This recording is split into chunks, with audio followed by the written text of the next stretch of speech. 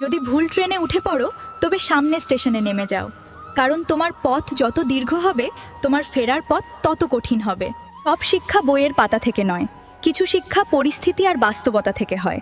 টাকা মানুষকে বড়লোক বানাতে পারে, কিন্তু ভদ্রলোক নয়। ভাঙা মোবাইল আর নষ্ট সম্পর্ক যতই মেরামত করো না কেন, সেটা কখনোই আগের মতো সার্ভিস দেবে না। মিথ্যেবাদীরা এখন সবার প্রিয় হয়, আর সত্যবাদীরা হয় অপমানিত আর অবহেলিত। অপমানিত স্থানে আর দ্বিতীয়বার কখনো যাবেন না, কারণ সেখানে আপনার সম্মান নেই, সেখানে না যাওয়াই ভালো।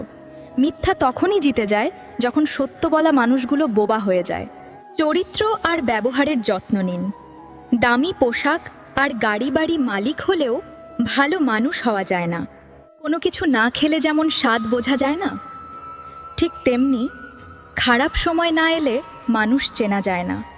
কষ্ট মানুষের সারা জীবন থাকে না, কিন্তু মানুষের ব্যবহারগুলো সারা জীবন মনে থেকে যায়। কিছু রাস্তা আপনাকে একাই যেতে হবে, না থাকবে আপনার পরিবার, না থাকলে আপনার বন্ধু বান্ধব, শুধু থাকবে আপনি আর আপনার ছায়া।